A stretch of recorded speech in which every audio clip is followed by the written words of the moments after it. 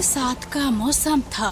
आसमान काले बादलों से घिरा हुआ था और बारिश पूरे गांव को भिगो रही थी। उसी गांव के एक छोटे से घर में किशोर अपनी पत्नी सविता के साथ रहता था। किशोर के पास बस एक छोटा सा खेत था जिसमें वो आलू की खेती करता था और उन्हें बेचकर जो पैसे मिलते थे उसी से उसके घर का खर्च चलता था। सुनो भाग्यवान, मैं खेत पर जा रहा हूँ और खेत से आलू लेकर मैं मंडी में बेचकर आऊंगा। मुझे आने में थोड़ी देर हो सकती है। ठीक है जी, संभल कर जाना, बारिश बहुत तेज है। और फिर बारिश की परवाह किए बिना किशोर अपना ऑटो स्टार्ट करता है और अपने खेत की ओर चल पड़ता है और थोड़ी ही देर में किशोर अपने खेत पहुंच जाता है। इस बार तो उम्मीद से ज्यादा आलू हुए हैं। लगता है ऊपर वाले ने मेरी प्रार्थना सुन ली। बस मंडी में आलू के अच्छे दाम भी मिल जाएं, तो कुछ हद तक मेरे सर से बोझ कम हो जाएगा। किशोर अपनी आलू की खेती देखकर बहुत खुश होता है क्योंकि उसके खेत में आलू उसकी उम्मीद से ज्यादा हुए थे। वो उन्हें बोरी में भरकर अपने ऑटो में रखता है और शहर की मंडी जाने के लिए निकल जाता है। कुछ समय बाद किशोर शहर की मंडी पहुंच गया। मंडी में चारों तरफ किसानों की भीड़ लगी हुई थी। किशोर ने भी अपने ऑटो से आलूओं की बोरियां उतारी और एक तरफ रख दी। उसके चेहरे पर अभी भी उम्मीद थी कि आज उसकी सारी फसल बिक जाएगी। वो एक व्यापारी के पास गया। भाई साहब, मेरे आलू देख लीजिए, अभी खेत से निकाल कर लाया हूँ। अरे नहीं नहीं भाई, मंडी में पहले से ही बहुत आलू आ चुके हैं, अभी मुझे और आलू नहीं खरीदने। किशोर दूसरे व्यापारी के पास जाता है। एक बार मेरे आलू देख तो लीजिए, बहुत अच्छी फसल हुई है। माफ करना भाई, नहीं खरीद पाएंगे। देख नहीं रहे, पूरी मंडी आलूओं से भरी पड़ी है। इसके बाद किशोर एक एक करके कई व्यापारियों के पास गया, लेकिन सभी ने किशोर के आलू खरीदने से साफ मना कर दिया। सुबह तक किशोर की आंखों में जो चमक थी अब वो कहीं बुझ चुकी थी। वो बहुत उम्मीद और विश्वास के साथ मंडी आया था, लेकिन आलू न बिकने की वजह से उसके चेहरे पर उदासी छा जाती है। चल किशोर, अब यहाँ खड़े होने से कुछ नहीं होगा। सोचा था कि मंडी में मेरे आलूओं के अच्छे दाम मिलेंगे, लेकिन अच्छे दाम तो दूर की बात, मेरा तो एक भी आलू नहीं बिका। सविता को क्या जवाब दूंगा। किशोर उदास मन से अपना ऑटो लेकर गांव की ओर चल पड़ा। हल्की हल्की बारिश अभी भी हो रही थी। कुछ समय बाद किशोर का ऑटो गांव के चौपाल पर रुकता है। अरे किशोर, आज मंडी से जल्दी वापस आ गए। लगता है आज मंडी से अच्छी बिक्री हो गई है। कैसी बिक्री भैया, पूरी मंडी आलूओं से भरी पड़ी थी। किसी व्यापारी ने भी एक बोरी तक नहीं खरीदी। सब वापस लेकर जा रहा हूँ। तो किशोर, अब तुम इतने सारे आलूओं का क्या करोगे? पता नहीं भैया, अब मैं इतने सारे आलूओं का क्या करूँगा। इतना कहकर किशोर कुछ देर बाद अपने घर पहुंचा। ऑटो की आवाज सुनकर सविता जल्दी से बाहर आई। उसने देखा कि ऑटो में आलूओं की सारी बोरियां अभी भी रखी थी। यह देखकर उसके चेहरे की मुस्कान पल भर में गायब हो गई। अरे ये क्या, सारे आलू वापस ले आए, एक भी बोरी नहीं बिकी। किशोर ने भारी मन से कहा। एक भी नहीं। सुबह से शाम तक पूरे बाजार में घूमता रहा। हर व्यापारी ने यही कहा कि मंडी में पहले से बहुत आलू पड़े हैं। अच्छे दाम तो छोड़ो, किसी ने खरीदने तक से मना कर दिया। मैंने सोचा था कि इस बार अच्छी कमाई हो जाएगी, लेकिन लगता है किस्मत को कुछ और ही मंजूर है। किशोर की बातें सुनकर सविता का मन भी उदास हो जाता है और वो किशोर को दिलासा देते हुए कहती है, निराश मत होइए किशोर जी, हर परेशानी अपने साथ कोई ना कोई रास्ता भी लेकर आती है। समझ नहीं आ रहा अब क्या करूं। अगर ये आलू ऐसे ही पड़े रहे तो कुछ दिनों में ही खराब हो जाएंगे। सारी मेहनत और उम्मीदें जैसे एक ही दिन में टूट गईं। सविता एक नजर आलू पर डालती है और आलूओं को देखकर उसके दिमाग में एक उपाय आता है और वो किशोर से कहती है, मुझे समझ आ चुका है कि इन आलूओं को खराब होने से कैसे बचाया जाए। इन आलूओं का समाधान है मेरे पास। कैसा समाधान सविता? मुझे तो कुछ समझ नहीं आ रहा। गर्मा गर्म आलू के समोसे। बरसात का मौसम है, ऐसे मौसम में लोग चाय के साथ समोसे बड़े चाव से खाते हैं। अगर हम समोसे बनाकर बेचें तो शायद हमारी मेहनत बेकार नहीं जाएगी। शायद तुम ठीक कह रही हो सविता। एक बार कोशिश करके देखते हैं। हो सकता है ऊपर वाले ने हमारे लिए यही नया रास्ता चुना हो। और हाँ, समोसे में स्वाद बढ़ाने के लिए मसाला मैं खुद अपने हाथों से तैयार करूंगी। घर का बना हुआ स्वादिष्ट मसाला समोसे के स्वाद को और बढ़ा देगा। सविता की बातें सुनकर किशोर को भी हिम्मत मिलती है और वो समोसे बेचने का नया काम शुरू करने का मन बना लेता है। अगले दिन सुबह सवेरे किशोर समोसे बेचने के लिए रेहड़ी खरीदने जाता है और वो एक पुरानी रेहड़ी खरीद कर ले आता है। वहीं दूसरी तरफ सविता आलू मिलाने के लिए मसाला अपने हाथ से तैयार करती है और जब सारी तैयारियां हो जाती हैं, सारे समोसों को बड़े प्यार से एक छोटी सी रेहड़ी पर रखता है और उन्हें बेचने के लिए घर से निकलता है। तभी सविता कहती है, अजय सुनिए तो, आपने चटनी तो रखी ही नहीं। यह लीजिए पुदीने की हरी चटनी और इमली की खट्टी मीठी चटनी जो समोसों की जान होती है। जिस उम्मीद और विश्वास के साथ समोसे बेचने जा रहा हूँ, बस ऊपर वाला इसमें मेरा साथ दे। किशोर जी, ईमानदार और मेहनत करने वालों की हार नहीं होती, बस हिम्मत रखिए। किशोर ने मुस्कुराकर सिर हिलाया और रेहड़ी धकेलते हुए गांव के चौराहे की ओर चल पड़ा। चौराहे पर अच्छी खासी चहल पहल थी। किशोर ने चौराहे के एक खाली कोने में अपनी रेहड़ी खड़ी की। वो हिम्मत जुटाकर आवाज लगाने लगा, गर्मा गर्म स्वादिष्ट समोसे ले लो, गर्मा गर्म स्वादिष्ट समोसे ले लो। तभी सामने से एक आदमी तेज कदमों से उसकी ओर आया। वो कमलेश था। पूरे गांव में वो एक ही समोसे वाला था। पिछले कई वर्षों से वो उसी चौराहे पर समोसे बेच रहा था।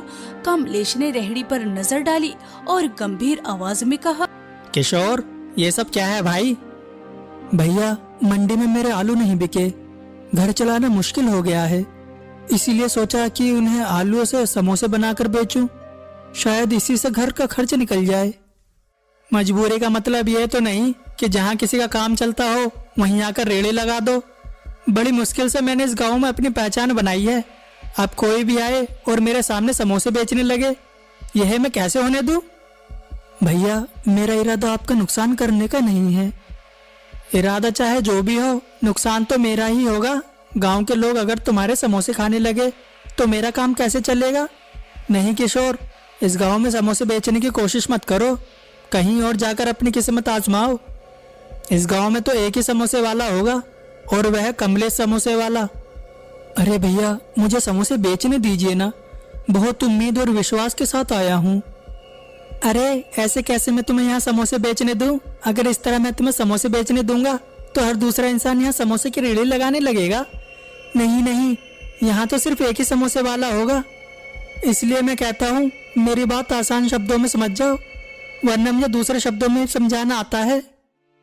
कमलेश उससे ऊंची आवाज में बात करने लगता है। बेचारा किशोर, वो एक सीधा साधा इंसान था। वो किसी से झगड़ा नहीं करना चाहता था और लड़ाई झगड़े में अपने नए काम की नींव नहीं रखना चाहता था। इसलिए वो बहुत ही प्यार से कमलेश से कहता है, ठीक है भैया, मैं झगड़ा नहीं करना चाहता। ऊपर वाले ने चाहा तो मेरे लिए भी कोई और रास्ता जरूर निकालेगा। इतना कहकर किशोर चुपचाप अपनी रेहड़ी लेकर वहाँ से चल पड़ा। चौराहे पर खड़े कई लोग यह सब देख रहे थे। अरे कमलेश को ऐसा नहीं करना चाहिए था। बेचारा किशोर तो अपनी मजबूरी में समोसे बेचने आया था। बेचारा किशोर, पहले ही उसके आलू मंडी में किसी ने नहीं खरीदे और उसने नया काम शुरू करने का सोचा तो कमलेश ने रेहड़ी नहीं लगाने दी। ना जाने बेचारा अब क्या करेगा। वहाँ खड़े लोगों को भी किशोर के लिए बुरा लग रहा था। किशोर चुपचाप अपनी रेहड़ी लेकर उदास मन से घर आ जाता है, जिसे देखकर सविता कहती है, क्या हुआ जी, एक भी समोसा नहीं बिका? बिकते कैसे, गांव के चौराहे पर पहले से ही कमले समोसे बेचता है। उसने साफ कह दिया कि इस गांव में दूसरा समोसे वाला नहीं चलेगा। मैं झगड़ा करना नहीं चाहता था, इसलिए वापस आ गया। कोई बात नहीं, अगर ऊपर वाले ने एक रास्ता बंद किया तो वो दूसरा भी जरूर खोलेगा। तभी उसकी नजर घर के बाहर खड़े अपने ऑटो पर जाती है। वो अचानक उठकर ऑटो के पास गया और उसे ध्यान से देखने लगा। उसके चेहरे पर धीरे धीरे उम्मीद की एक हल्की मुस्कान लौट आई। क्या सोच रहे हो? अरे मैं भी कितना नासमझ हूँ, तो नहीं बेच सकता तो क्या हुआ, मेरे पास तो अपना ऑटो है। मतलब? सविता, मुझे लगता है ऊपर वाला हमें रास्ता दिखा रहा है। अगर एक गांव में समोसे नहीं बेच सकता तो क्या हुआ, मेरे पास अपना ऑटो है। मैं इस ऑटो को ही अपनी दुकान बना दूंगा। मैं गांव गांव जाऊंगा, जहाँ लोग होंगे वहीं समोसे बनाऊंगा। सविता की आंखों में उम्मीद की चमक लौट आई। अरे यह तो बहुत अच्छा विचार है। लोग हमारी दुकान तक नहीं आ सकते तो हम ही लोगों के पास पहुंच जाएंगे। किशोर ने बिना एक पल गवाए काम शुरू कर दिया। कुछ ही दिनों में उसका ऑटो समोसे बेचने के लिए तैयार हो गया। अब किशोर का ऑटो समोसे बेचने के लिए एक चलती फिरती दुकान बन चुकी थी। ऑटो के सामने एक सुंदर बोर्ड लगाया गया, जिस पर बड़े अक्षरों में लिखा था, किशोर ऑटो समोसे वाला। अगली सुबह किशोर अपना ऑटो लेकर दूसरे गांव पहुंच जाता है और अपना ऑटो खड़ा करता है। वहां काफी चहल पहल थी और फिर किशोर गर्मा गर्म तेल में समोसे तलने लगा। कुछ ही मिनटों में सुनहरे और कुरकुरे समोसे छनने लगे। खुशबू पूरे चौराहे में फैल गई। समोसे तैयार होने के बाद किशोर आवाज लगाता है, इस बारिश के मौसम में गर्मा गर्म समोसे का आनंद उठाइए, गर्मा गर्म समोसे खाइए। आइए आइए, किशोर के गर्मा गर्म समोसे खाइए। बारिश के मौसम का आनंद उठाइए, गर्मा गर्म समोसे खाइए। किशोर को ऑटो में समोसे बेचता हुआ देखकर एक आदमी अपने साथी से कहता है, अरे ये क्या, ऑटो में ही समोसे बन रहे हैं? चलो भाई, आज यहीं समोसे खाते हैं, लगता है कुछ नया आया है। धीरे धीरे कई लोग ऑटो के चारों ओर इकट्ठा हो गए। तभी एक बुजुर्ग व्यक्ति ने उत्सुक होकर पूछा, बेटा, ये ऑटो तुम्हारी दुकान है क्या? जी काका, जहाँ लोग मिलेंगे वहीं मेरी दुकान लग जाएगी और गर्मा गर्म समोसे तैयार हो जाएंगे। वाह बेटा, ये तो बड़ा अच्छा तरीका निकाला है। हमें दुकान तक जाने की जरूरत नहीं, दुकान खुद हमारे पास आ गई। किशोर सबसे पहले उसी बुजुर्ग व्यक्ति को समोसे देता है। उन्होंने जैसे ही समोसे का पहला निवाला खाया, उनके चेहरे पर मुस्कान फैल गई। अरे वाह बेटा, समोसे तो बहुत स्वादिष्ट है। उनकी बात सुनते ही दूसरे लोगों ने भी समोसे मांगने शुरू कर दिए। कुछ ही मिनटों में ऑटो के सामने ग्राहकों की लाइन लग गई। किशोर लगातार समोसे तल रहा था। कई दिनों बाद किशोर के चेहरे पर सच्ची खुशी दिखाई दे रही थी। शाम को किशोर आज की कमाई लेकर घर जाता है और खुश होकर सविता से कहता है, सविता, लोगों को समोसे पसंद आ रहे हैं और वह तुम्हारे हाथ की हरी चटनी भी। देखो, आज सारे समोसे बिक चुके हैं। यह तो बस शुरुआत है, देखना ऊपर वाला तुम्हें बहुत तरक्की देगा। बस ऐसे ही मेहनत और ईमानदारी से काम करते रहना। सविता के चेहरे पर भी बहुत समय बाद मुस्कान आई थी, क्योंकि उन्हें नए काम में सफलता मिल रही थी। ऐसे ही दिन बीत रहे थे। किशोर का ऑटो समोसे वाला पूरे इलाके में मशहूर होने लगा। लोग आपस में कहते, अरे जल्दी चलो, किशोर ऑटो समोसे वाला आया है, देर हो गई तो फिर समोसे खत्म हो जाएंगे। इसी तरह किशोर के समोसे सभी को पसंद आ रहे थे। बरसात का मौसम था, हल्की हल्की बारिश में गर्मा गर्म समोसे लोगों को अपने पास खींच रहे थे, जिससे किशोर की आमदनी बढ़ रही थी।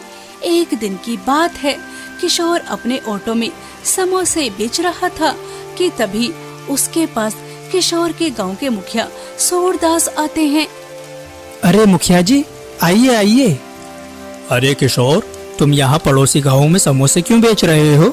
क्या अपने गांव में कोई काम नहीं बचा था जो तुम यहाँ समोसे बेच रहे हो? और तुम्हारी लोकप्रियता देखते हुए तो ऐसा लगता है कि तुम्हारे समोसे बहुत स्वादिष्ट हैं। जी मुखिया जी, लोगों को मेरे समोसे पसंद आते हैं। आपके लिए भी एक प्लेट लगा कर देता हूँ, खाइए और फिर बताइए। किशोर झटपट तेल में गर्मा गर्म समोसे तलता है और चटपटे समोसे प्लेट में हरी और लाल चटनी के साथ बड़े प्यार से उन्हें देता है। मुखिया जी जैसे ही समोसे का एक निवाला खाते हैं तो वो किशोर से कहते हैं, किशोर, लोग तुम्हारे समोसे के दीवाने भला क्यों ना हो? इतने ज्यादा स्वादिष्ट, मजा ही आ गया। इतना अच्छा स्वाद तुम अपने गांव के लोगों को क्यों नहीं दे रहे?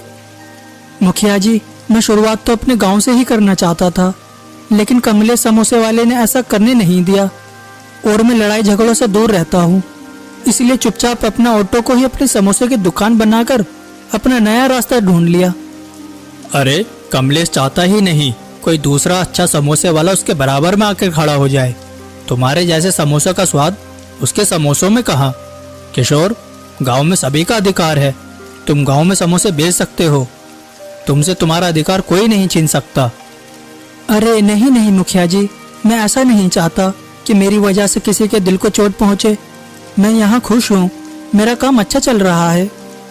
ठीक है किशोर, जैसी तुम्हारी मर्जी, लेकिन हफ्ते में एक दिन अपने समोसों की दुकान अपने गांव में भी जरूर लगाना।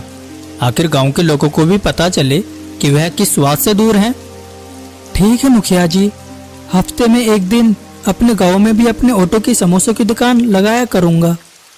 मुखिया जी की बात मानकर अब किशोर हर रविवार अपने गांव के चौपाल पर ऑटो वाली समोसों की दुकान लगाने लगा था। बाकी दिनों में वो अपने ऑटो से आसपास के गांव में जाकर समोसे बेचता। कुछ ही दिनों में पूरे इलाके में एक ही नाम गूंजने लगा, किशोर समोसे वाला। उधर कमलेश अपनी रेहड़ी पर बैठा ये सब देख रहा था। उसकी रेहड़ी पर एक भी ग्राहक नहीं था। यह देखकर उसका चेहरा गुस्से से लाल हो गया। इस किशोर को मेरी बात समझ नहीं आ रही, लगता है मुखिया के पास जाना ही होगा। अगर ऐसे ही गांव के लोग इसके समोसे पसंद करते रहे तो एक दिन मेरी दुकान तो बंद ही हो जाएगी। कमलेश तुरंत मुखिया जी के पास जाता है और वहां जाकर मुखिया जी से कहता है, मुखिया जी, किशोर को मैं समझा चुका हूँ, लेकिन उसे मेरी बात समझ नहीं आ रही। अब आप ही उसे बताइए कि मैं यहाँ इस गांव में सालों से समोसे बेच रहा हूँ, वहाँ सिर्फ मैं ही समोसे बेच सकता हूँ, किशोर नहीं। मेरे साथ चलिए और किशोर को अभी वहाँ से हटाइए, मेरा धंधा कम हो रहा है। मुखिया जी ध्यान से कमलेश की बातें सुनते रहे और कुछ देर बाद मुखिया जी अपनी चुप्पी तोड़ते हुए कमलेश से कहते हैं, कमलेश, यह बात अपने मन से निकाल दो कि चौपाल पर सिर्फ तुम्हारा अधिकार है। यह गांव की सार्वजनिक जगह है। इस चौपाल पर जितना अधिकार तुम्हारा है उतना ही किशोर का भी है। लेकिन मुखिया जी, मेरा नुकसान हो जाएगा। नुकसान या फायदा ग्राहक तय करते हैं। अगर लोग किशोर के समोसे पसंद कर रहे हैं तो इसका मतलब तुम्हें अपने काम और बेहतर करना चाहिए, ना कि दूसरों को रोकना चाहिए। मुखिया जी की बातें सुनकर कमलेश के पास कोई जवाब नहीं बचा। वो चुपचाप वहाँ से लौट आया। ऐसे ही समय बीत रहा था। एक दिन की बात है, रविवार का दिन था। हल्की हल्की बारिश हो रही थी। किशोर के ऑटो के पास ग्राहकों की लाइन लगी हुई थी। तभी एक ग्राहक किशोर से कहता है, किशोर भाई, तुम अपने गांव में समोसों की दुकान क्यों नहीं खोल लेते? वहाँ पर मेज कुर्सी लगाना ताकि सभी ग्राहक बारिश का आनंद लेते हुए तुम्हारे स्वादिष्ट समोसे खाएं। चौपाल के सामने जो खाली दुकान पड़ी है वह खरीद लो। अब तो तुम्हारी आमदनी अच्छी हो रही है, तुम खरीद सकते हो। ग्राहकों की बातें सुनकर किशोर मुस्कुराते हुए कहता है, आपने मेरे मुंह की बात छीन ली। जल्द ही इस गांव में मेरी एक समोसों की दुकान खुलने वाली है। अब तुम्हें एक एक हफ्ते के लिए इंतजार करने की जरूरत नहीं। किशोर की ये बात सुनकर सभी ग्राहक बहुत खुश होते हैं और फिर किशोर सभी ग्राहकों को बड़े प्यार से अपने स्वादिष्ट गर्मा गर्म समोसे देता है। वहीं दूसरी तरफ अब कमलेश के ग्राहक ना के बराबर हो चुके थे। कोई भी उससे समोसे खरीदने नहीं जाता था। अगर किसी को समोसे खाना होता तो वो किशोर का इंतजार करते थे, जिस वजह से कमलेश का काम पूरी तरह से चौपट हो चुका था। किसी को मेरे यहाँ के समोसे खाने ही नहीं। पूरे दिन यहाँ बैठा ग्राहकों का इंतजार करता रहता हूँ, लेकिन गांव के लोगों को देखो, पूरे पूरे हफ्ते का इंतजार करने लगे हैं, लेकिन मेरे यहाँ के समोसे नहीं खाएंगे। अब तक मेरा न जाने कितना नुकसान हो गया है। धीरे धीरे कमलेश को नुकसान हो रहा था। समय के साथ साथ किशोर के ऑटो वाले समोसों की लोकप्रियता दिन पर दिन बढ़ती गई। कुछ ही महीनों में उसने अच्छी बचत कर ली। गांव वालों की सलाह मानकर किशोर ने चौपाल के सामने एक समोसों की दुकान खोली। दुकान खुलने वाले दिन पूरे गांव में खुशी का माहौल था। इसे कहते हैं सच्ची मेहनत और लगन। किशोर ने न सिर्फ अपने आलू खराब होने से बचाए, बल्कि उन्हें आलू से एक नया काम भी शुरू किया, जिसका परिणाम आप सभी देख रहे हो। इसलिए ईमानदारी और मेहनत से किया हुआ काम कभी व्यर्थ नहीं जाता। एक दिन उसमें सफलता जरूर मिलती है। मुखिया जी की यह बात सुनकर गांव के सभी लोग खुश होते हैं।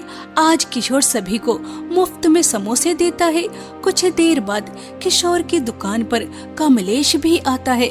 उसका चेहरा मुरझाया हुआ था और आंखों में शर्मिंदगी थी।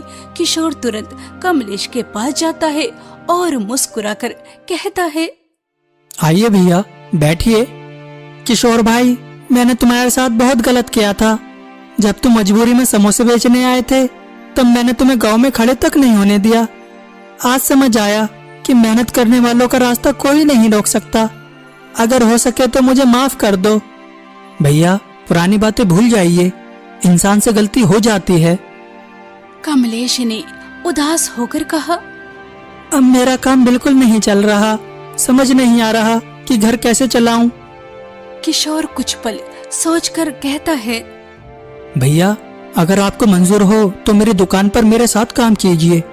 दुकान बड़ी हो गई है और अकेले सब संभालना मुश्किल होता है। अगर आप चाहें तो मेरी दुकान पर काम कर सकते हैं। मेरे बुरा करने के बाद भी तुम मुझे काम दोगे? भैया, बुराई का जवाब बुराई से नहीं, भलाई से देना चाहिए। अगर आज मैं आपकी मदद कर सकता हूँ तो इससे बड़ी खुशी मेरे लिए क्या होगी। कमलेश की आंखों से आंसू निकल पड़े। उसने किशोर को गले लगा लिया। उस दिन के बाद दोनों मिलकर दुकान चलाने लगे।